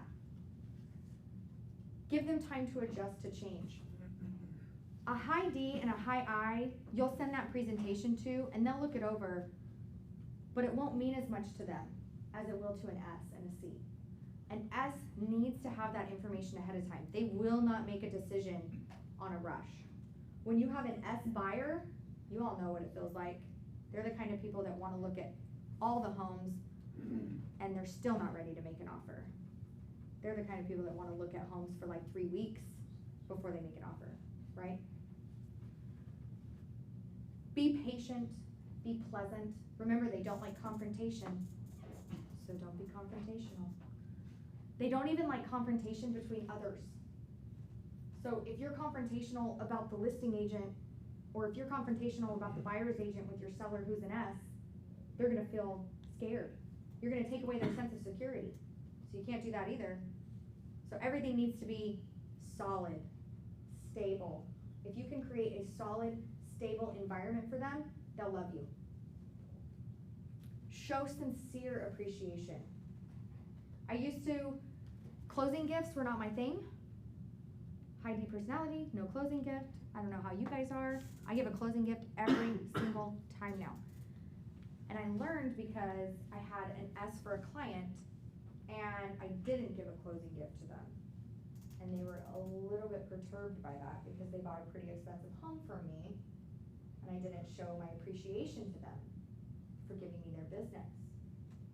And through that sale, I learned I've got to implement things in my business that attract everybody, right? That's what I'm talking about making my world big enough. I know I don't need a closing gift. I know I don't need that, but other people do to make them feel appreciated for giving me their business. I mean, I did earn like 25 grand off that sale. The least I could do is get them a $100 gift basket. And that's what they're thinking. So I started implementing it.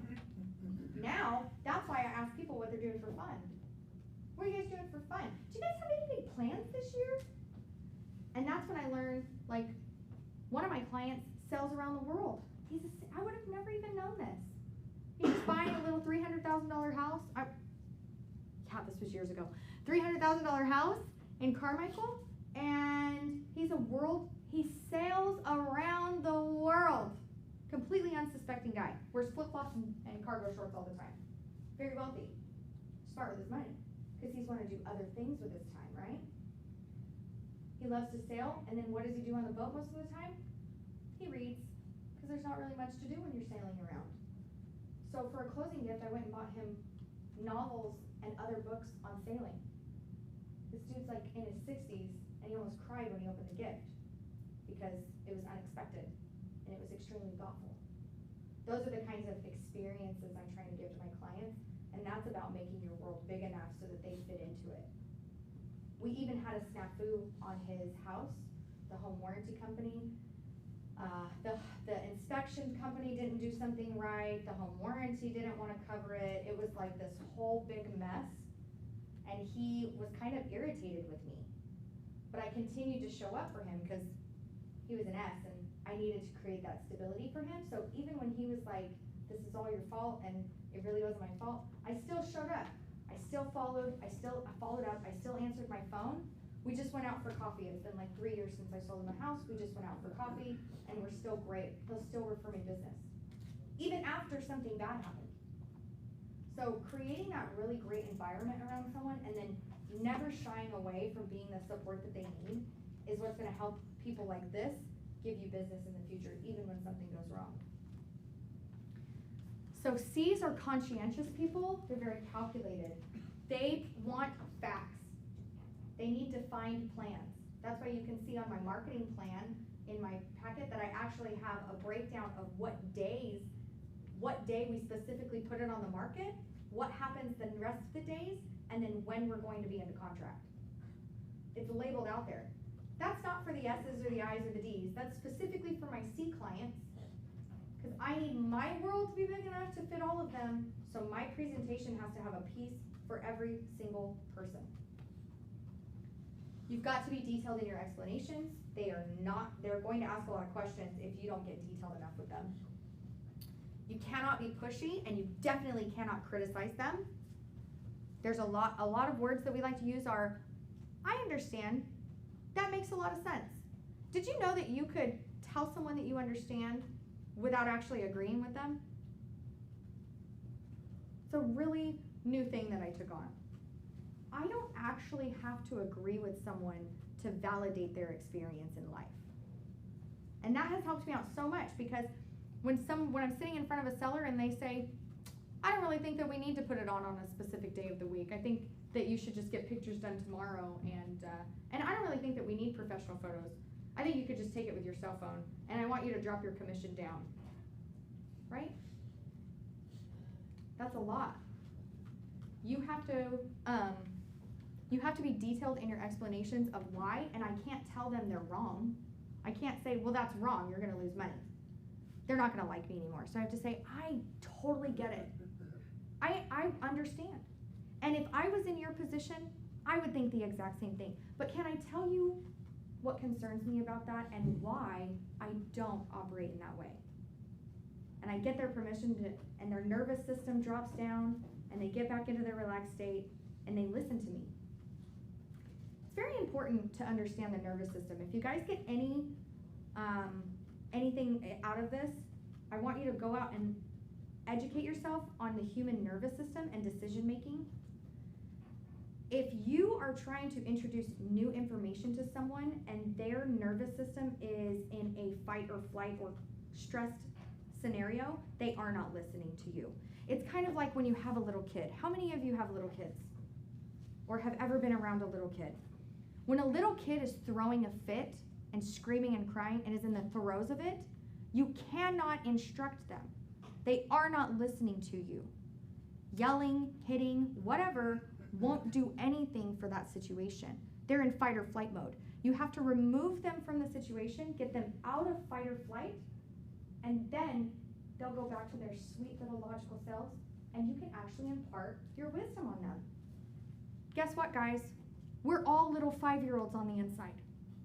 We never actually grew up. We still have that same nervous system that goes into fight or flight mode. So if you start disagreeing with someone and telling them that they're wrong in the middle of a listing presentation, you start telling them why, they're not listening. They've checked out. You've got to help regulate their nervous system by letting them understand that you're there, you hear them, they're valid, their feelings are valid, and then you can go in to tell them they're wrong. And in a way that isn't that they're wrong, but that they just don't have all the information available to them. Give them time to analyze the information before deciding. Gotta send it to them ahead of time. They've gotta have time to review it. Most of the time, these are the people that when I say, what do you want to sell your home for? They say, I've already looked up comps. And you're like, oh, what kind of comps do you got? Zillow comps? Okay, great. But it's good to know that they've already done that research ahead of time, so that, like, I'll even ask them, oh, what comps do you think match your home? And I get those addresses, and I'll bring those comps so that I can show them why. You'll even see in my packet here, I had a comp that was like this tricked out house sold for $830. We were listing for $699. Why would I put that comp in there? Because I knew my guy went online and looked at that comp, and I have to show him why that is not comparable to his house. So that's why it's in there. I'm thinking ahead of, I want to know how to combat these questions before they even come up. Because if I show up unprepared to talk about that comp, am I the expert in the market or is he? He's a high D, so he would have ate me alive. Oh my God. Be patient, be diplomatic. That's the whole, I understand, I hear where you're coming from. That's a big thing for me. I just started saying to everybody whenever they talk to me, I hear you, man. I hear you. In the past couple years, especially with COVID, there's been a lot of grief. There's been a lot of pain. A lot of times we come up with things to say that's like, it is meant to be, or it's God's way. Just things like that, right? We come up with those things. You know what I start saying? I hear you. Whatever they say, I hear you. You know what my friends are saying? Man, I feel really validated. Thank you for listening. It totally took it. I never knew what to say in those situations before. I was always like dumbfounded. I'm like, something horrible happened to you, and it makes me feel really uncomfortable because I don't know how to be there for you. I feel helpless. And now I just started saying, I hear you. Can you tell me more? Do you want to talk about more? And the connections that I've built and the way that they feel about me now is totally different. So now I use it for everything. You tell me something happened, I hear you, man. That's awesome. You tell me something bad, oh, I hear you. Let's talk about that. It's just something I implemented. You got to allow space and independence for them. They're very independent people. They are right. They know what's up. They did the research. They're the kind that they look up all they start exercising, they know every exercise before they even get into it, and they've looked up all the nutrition ahead of time, and they know all the facts, even before they've ever even implemented anything into their life, right? And be accurate and be very specific. I read the MLS Trends report every month for my C types. Because oh yes. How to undo what they have learned and give your feedback to them, okay, this is right, and whatever you have learned in the past and 1 week is not going to help. Mm-hmm. So how to reverse engineer their thoughts in Yeah. these situations? Absolutely. They're always right, they know the facts, they know the figures, but somewhere down the line they are wrong, and you have to tell them that they Absolutely. are wrong. So how to undo everything, and then get your Yeah. recording, and then they start doing it. Yeah, so you can't save everybody, but it starts with giving them the information ahead of time. So like in this packet that I have, I'm gonna still start. In this packet that I have here, I let them know that a lot of the statistics that are included in this packet are third-party statistics. The information that's in here about intelligent pricing and timing is information that they can find anywhere, right? But it's third-party information. I'm trying to find it. Okay, this is third-party information. So it really helps when you give this to them ahead of time so that they can read this on their own, because they read it on their own. Did you know that we actually learn in different ways? We learn by hearing, we learn by reading, and then we learn by doing. When you hear me read something to you, you hear it in my voice. Your brain does not retain my voice like it retains your voice. When you read to yourself, whose voice do you read in? Your own. So when you give them this information ahead of time to read, they read it in their own voice. Their brain is integrating this into their own thoughts like it's their own. They're able to retain that information better. So you give this to them ahead of time. They read it. They integrate that into their knowledge, and then they go to sleep that night. Now it's long-term memory. Now whose information is it? not mine anymore. It's theirs. So now it's their information. So then when I show up to the property and I talk to them and I say, let's talk about intelligent pricing and timing. What are your thoughts on that? Now it's them telling me what they read in here. Does that make sense? That's why I send it to them ahead of time, because I don't want to be the one to tell them. And you're not going to be able to tell them that they're wrong, because they're going to get pissed. They're not going to like you. So you have to tell them, send that to them ahead of time.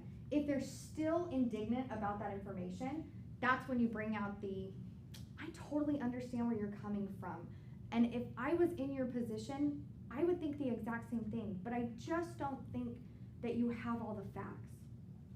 So can we talk about the facts and get their permission to give them new information at that time? And then you can go through it. But it's really about helping them feel like they're not being told that they're wrong. They're not getting brand new information on the spot. You're just going over information that you've already provided to them. Does that help? Okay, cool.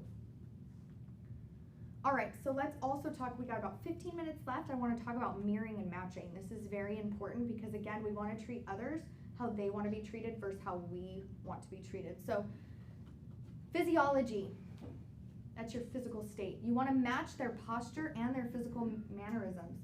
If they sit forward, you sit forward. If they cross their legs, you cross your legs. If they slowly drink water, so do you. Now, for anybody that's been in sales for a long time that knows mirroring and matching, I can see when someone's doing it to me, and I've called people out. I'm like, you're mirroring and matching me right now, and you're making me feel weird. Cut it out. If they talk with their hands, you talk with your hands. This all goes back to people like to work with people that are like them. That's why we see cultures gravitate towards each other. It's not for lack of wanting to expand your community. It's just because we work with people that are like us. It's easier to work with people that are like you because then you don't have to explain yourself, right? They just kind of already know. So what you want to do is you want to make yourself more like the person than like yourself. Your speech rate. So this is where my financial guy is just not hitting it on the head with the mirroring and matching, man. Because when he gets on the phone, he does not change his rate of speech to match mine. Speak at the same pace and tempo as them. Don't speak fast in 5th gear like I do when they're back in 1st gear. So when I talk to my financial advisor, in order for us to have a productive conversation, I have to slow down because he's not speeding up.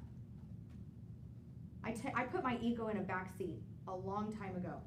And I'm totally willing to change and adapt in order to have better conversations with the people that I'm interacting with. Because again, even though that conversation with my financial advisor is about me, it just makes life easier if I adapt. Because he's not as adaptable as I am. Certain disc behaviors like D's and I's will speak really fast. I can actually have a 5-minute conversation with someone and I'll know immediately what kind of personality type they are based off of the things they say, but also based off of the rate of speech. High D's, high I's speak very fast, to the point, very punched, like that. S's and C's have a slow, meandering kind of conversation. I've had a lot of friends that have been, hi, come on in. I've had a lot of friends that have been S's and C's, and I'm like, oh my God, you talk so slow. I used to do podcasts before podcast was even a thing, like an internet radio show that went absolutely nowhere, but it was really fun when I had it. And I had a member, and his name's Brett, and I just saw him at a concert, but God, this guy talks so slow, and I would get in trouble because I would cut him off and finish the sentence, because I was like, people are bored. And then I had to learn that not everybody's like me. There were actually people that were listening in that were just like Brett, and they loved his slow speech. They understood him more than they understood me. Speaking at different paces creates a noticeable disconnect. So when I get on the phone, I will say I am always me, excited, happy. Hey, this is Amy. How can I help you? And as soon as I get on the phone with somebody that's like, hi, how are you doing? I'm like, hi, I'm doing good. How are you? Definitely want to change your rate of speech. It helps connect them. They don't want to talk to somebody boisterous if they're not boisterous. Again, we want to work with people that are like us, because then we don't feel like we have to explain ourselves. So make yourself like them. Your volume, you speak loud or as softly as them. So like I said, I'm like, hey, this is Amy, but as soon as they drop it back, I drop it back. Matching volume can slowly bring them to more of a neutral volume. Quiet or shy people begin to feel more comfortable, and they will start to speak up more. It's just that they need a little bit of runway to get there, and you need to give them that space and that runway to build. Loud and gregarious people start to relax and listen to your message when you get loud and gregarious with them. I have had a seller that is so rude on the phone. Like, just, I can't even remember, but I just remember like him being really gruff with me and really rude. Luckily, I held the flashlight for my dad a lot when I was little, and I've been yelled at plenty of times, so it didn't really bother me, but he was pretty gruff. And I just got gruff right back with him. I hit him right back with what he was giving me, and he slowed down and stepped back and was like, huh, okay, we're the same. And I never had that problem with him again. It was insane. So that's why I know that mirror matching works. Tonality and pitch, you want to make your voice sound like their pitch, match their emotion, anger, stress, sorrow, excitement. I think empathy is huge in this business. Being able to empathize with someone and put yourself in their shoes really helps with your tonality. If they tell you that they lost their job over COVID, imagine how you would feel. How would you speak to that? Oh my gosh, I'm so sorry. You're not going to be like, oh my God, that's horrible. Right? You're going to bring it in. Match foreign or ethnic accents subtly. So this can go really bad for people.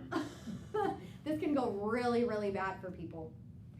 But it goes along with how people speak. If you can learn to speak other languages and speak to someone in their native language, man, can you get way farther with people and create a bigger world. I just think it's a beautiful thing for anyone to learn, is if you have a specific community where you live, learn the language and be able to talk to them and meet them where they're at, you're leaps and bounds. Because the things that we say in our language and the things that people say in other languages do not always translate. They just don't. You want to match their level of grammar and don't be too fancy or casual for your clients, right? So I know with some clients I can cuss. I know with some clients I can't. I make sure that that's well established before I go out there and drop some bombs, right? You just want to make sure that you read the room. If you're using jargon, industry jargon, with someone that's never sold a home before, they're going to feel belittled. So I just stay away from jargon. I really worked out a way to explain the listing agreement in a way that a 5-year-old could understand. If you can explain it in a way that a 5-year-old can understand, you actually understand it. And then match high-pitched or squeaky voices along with low and deep tones. So if you've got a high-pitched squeaky person, get up there with them. Get excited. Match them. Okay, so keywords and phrasing and backtracking. So you'll learn if you read the book Never Split the Difference by Chris Voss, you'll learn in that book, if you say the last 3 words that the person just ended with, and you repeat that back to them, they will feel heard and seen and validated beyond measure. Just by repeating the last 3 words. And you can even use an uptick to ask it in a question. So if they say, oh, I went to the river yesterday. You went to the river yesterday? What do you think they're going to do? Yeah, I went to the river yesterday, and I saw this guy jump off a cliff, or I saw this guy jump off a bridge. They're going to elaborate. They're going to give you more. That conversation is going to go much deeper than what it would have ever gone before with you throwing in your own anecdote.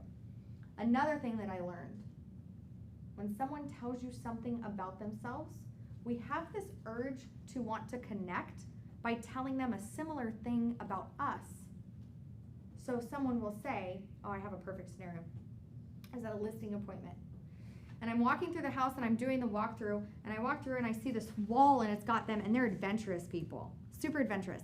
And so the wall has all these pictures of them kayaking and climbing, And I had just gone kayaking. In fact, I went kayaking on Donner Lake. Have you guys ever been to Donner Lake?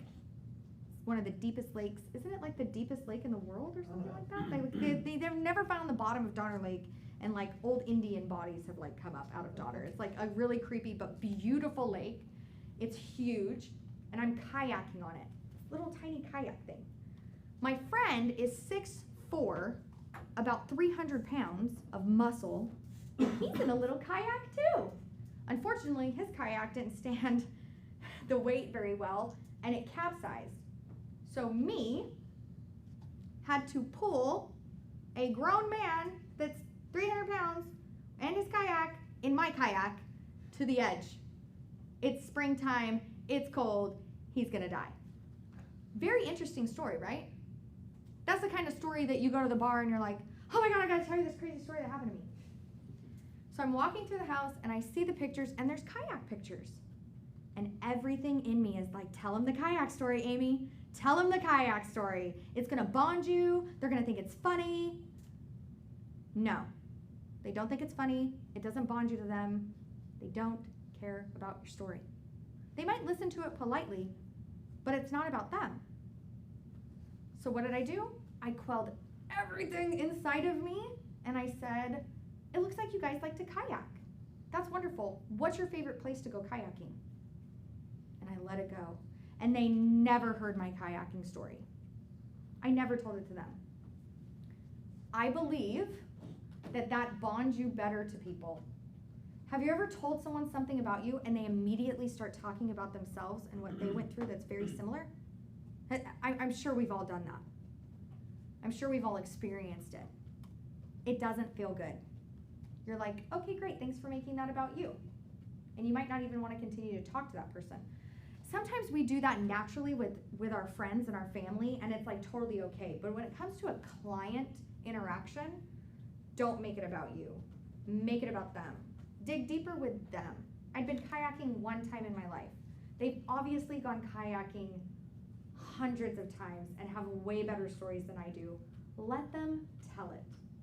Give them the opportunity to share. So a great way to communicate that you hear and understand their needs is by rephrasing, like I had talked about before, the last 3 words. If they frequently tell you that they don't need to sell, then you need to repeatedly validate by stating, I understand that you don't need to sell, so, or by explaining, it's a good thing that you don't need to sell. That's called the takeaway. I do that with my buyers a lot. I really don't think that it's time for you to buy a house. And they'll be like, I'm buying the next house we see. It works every time. Use individual words that they use multiple times. For example, a prospective home buyer might constantly mention the feel of different homes with statements like, it feels like a good family home, or it feels cold and dark. Here the client is expressing that the feel of the home is more important to him than the other considerations like the condition or the features. Accordingly, a good communicator's attention should be directed on how prospective homes feel. So if they're constantly talking to you about how they feel, then you need to ask them, how's this home make you feel? How do you feel? Get on their level. If they talk to you a lot about the condition of the home, ask them, what do you think about the condition of this home? Repeating their words that they use back to them is going to help them, again, feel validated, like you're listening to them. And honestly, at the end of the day, like just based off of everybody shaking their head and saying, yes, they've told a story and people have made it about them, how often do we really feel listened to? Like, we don't. It's a condition. It's a human condition in the world. We don't feel heard. We don't feel listened. It causes a lot of stress and pain and war. And so give it to your clients. Give them that gift of being heard. All right, guys, that's it for me today. Do we have any ahas or questions? Yeah, go ahead. Oh. Just a question on the nervous system. Any book or any program that you recommend? Oh man, I like to read. I read NLP for Dummies. Okay. NLP is huge, and it talks a lot about the words that you use to help people with their nervous system. I will say that I follow a lot of so my Instagram feed and my Facebook feed is not a lot of people, it's a lot of articles. and learning and stuff like that. I follow a ton of holistic psychological practitioners, and they talk a lot about nervous system regulation. So I get a lot of information from Instagram and stuff like that. I know that's a very new age way to get information, but absolutely. So, one of the things mentioned there was, you can pick up on somebody's disc by the rate of speech. But what are some other ways you can identify what kind of disc profile somebody might be that's in a cluster? Absolutely. High I's are gonna talk a lot, they're gonna flutter around, they're gonna be friends with everyone, very friendly, they talk a lot about themselves. High D's are no small talk, they're going to be boisterous. I will say this, high D's are 10% of the population. They're mostly CEOs, business owners, entrepreneurs. Your top listing agents that are selling like thousands of homes are usually a high D personality. I's, a lot of real estate agents are also I's. A lot of salespeople are I's. They're about 32% of the population. So that kind of helps me there too. I know that about, a very small percentage of the population is going to be a high D or an I. When I walk into a room full of realtors, I kind of know that I'm going to get a lot of I personalities out there. The S's and the C's, they're not gregarious people. They're not going to come up and introduce. If somebody comes up and introduces themselves to me, they're a high I, most definitely. A D probably second, and if it's a D, they have a mission. They came there with a purpose, and that's why they're introducing themselves to me. High D's won't ask you about yourself at all. Can you go back to that slide, one of your first slides, the one that says like their, yeah, that one. Yeah, so what they talk about, when they talk a lot about their goals, their results, their achievements, you can know they're a high D. If they're talking fast, they're talking about that kind of thing, business, tasks, not people. D's will not, they don't talk about people. I's are gossipers. They are.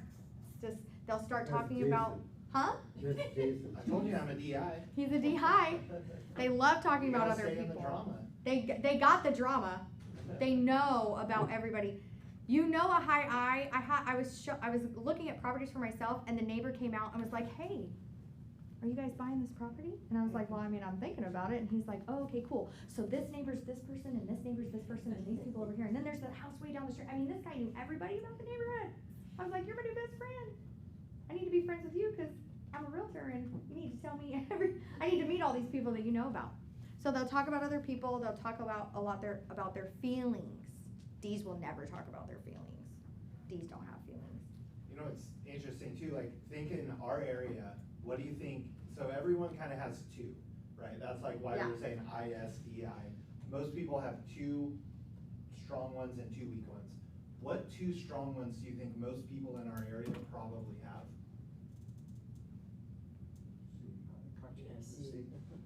So C for sure. For sure. Because we have engineers like Yeah, crazy. analytical. Right, they're Yeah. very analytical, and then I would say most engineers are either DC or SC, right? The S is usually like they're very attached to like job security, right? And so you'll find a lot of engineers that are kind of that way, that they'll go get in one company and stay there. But then the ones that are like, I'm gonna go to Apple for 2 years, I'm gonna go to Netflix for 2 years, I'm gonna jump these so I can keep upping, go up that ladder. Those are the DCs. Absolutely. And if we know that everyone, not everyone, but if we know a lot of people around here are C's, what's that telling you about what you need to position your listing presentations as? Or if you know when they're like, hey, I'm an engineer at Facebook, okay, great. I know C is gonna become really important. Yeah. Right, so I need spreadsheets. I need, when we go looking at houses, I need to show them comps. Whereas like when you work with buyers, like I don't know how often you really show them comps versus, I might just tell them, yeah, well, that sold for that sold for that. I So know let's the make an comps. offer like this. Like, I you'll don't know bring the that. paperwork because I'm a D and I'm not doing it. Exactly. But I'm just not doing But that. if I have a C. But I know it because I did this. I did a find comparables, and I looked at it really quick and I said, all right, cool, I know the comps, and I show up and I know what I'm talking about. But I they mean, need the logic and that information. Yeah. Right, and they're terrified of being wrong. Well, how do you know you're wrong, your offer got rejected. Yes. Right, so it's just interesting when you look at, especially here, where Sacramento got kind of everybody. But here we have a pretty big, especially the people that can afford houses right now. Yeah. Are the people that are working, a lot of them are working in big tech companies with big salaries. Yep. And I love that you brought up the job. So another thing with that is ask them where they work. S's are going to be teachers, support staff, they're going to work for the state, stuff like that. C's, same thing. State workers, engineers, architects, had to go to school for a long time, lawyers, doctors, people that can stick it out. So hopefully that helps, but I like to ask them what they're doing. The other thing I like to ask people what they're doing for a living, because it tells me how much money they make and whether or not we're going to be buying real estate. You had a question, I remember. They asked. Did they? Oh, okay, good. I would really love to hear from you guys. What's one thing that you took away from today's class? Does anybody want to share? Yeah, but I think for me, just having lost a listing appointment, I think it was the fact that I can actually start sending, because I did some of the things that you mentioned, but I did it In the after appointment? me, right? Because I exactly use the same CMA because I love it. I love it.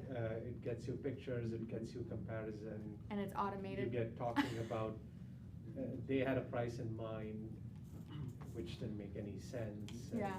we had to talk about.